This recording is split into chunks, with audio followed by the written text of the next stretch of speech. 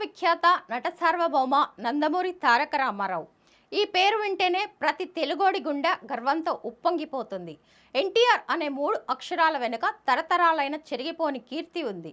ఆయన తలుచుకుంటే ప్రతి ఒక్కరి మదిలో మెదిలే రూపం వర్ణనాతీతం. ఆయన సినిమాలు అప్పటికి ఇప్పటికీ ఎప్పటికీ అజరామరం. తోటరాముడిగా మెప్పించిన, తారక రాముడిగా కనిపించిన, గుండమ్మ కథ చెప్పిన, గుళేబకావళి కథ విప్పిన, రాముడైనా కృష్ణుడైనా భీముడైనా కర్ణుడైనా దుర్యోధనుడైనా పౌరాణికమైన సాంఘికమైన సినిమా ఏదైనా పాత్ర ఏదైనా అతని రూపం అపురూపం, అతని నటన అమోఘం. చిన్నప్పుడు టీవీలో ఎమగోళ సినిమాకి ఎంత గోల చేశామో, లవకుశ చూస్తూ ఎంత మురిసిపోయామో, మాయాబజార్ చూస్తూ ఎంత మైమర్చిపోయామో నీకేం ఎరుకయ్యా, మాకే తెలుసయ్యా. మరి ఆయన చేసిన ముత్యాలాంటి సినిమాల్లో కొన్ని మేలి ముత్యాలను ఎన్టీఆర్ 101వ జయంతి సందర్భంగా ఓసారి గుర్తు చేసుకుందాం. పాతాళ భైరవి ఎన్టీఆర్ సినిమాల్లో ఎప్పటికీ గుర్తుండిపోయే మరపురాని సాహస గాథ ఈ పాతాళ భైరవి. మిస్ అమ్మ అస్సలు మిస్ కావద్దమ్మా.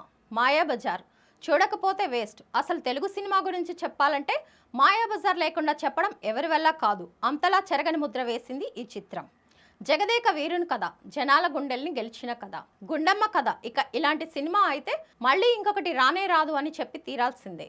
లవకుశ ఈ సినిమా వరకు నటుడిగా ఉన్న ఎన్టీఆర్ లవకుశ తర్వాత ప్రేక్షకుల గుండెల్లో నిజంగా దేవుడైపోయాడు.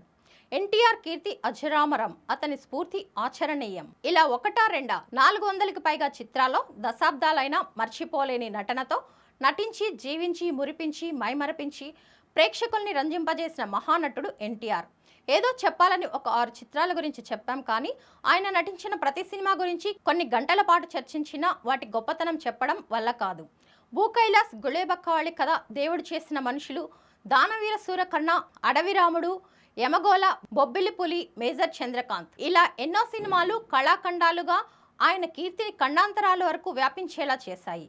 అసలు ప్రపంచంలో ఏ మూలకు పోయినా తెలుగువాడు అనగానే గుర్తొచ్చే పేరు ఎన్టీఆర్. అలాంటి గొప్ప వ్యక్తికి, గొప్ప నటుడికి, గొప్ప నాయకుడికి, యుగపురుషుడికి ఆయన జయంతి సందర్భంగా టీవీ2 తరపున ఇదే మా నివాళి. జై ఎన్టీఆర్, జోహార్ ఎన్టీఆర్.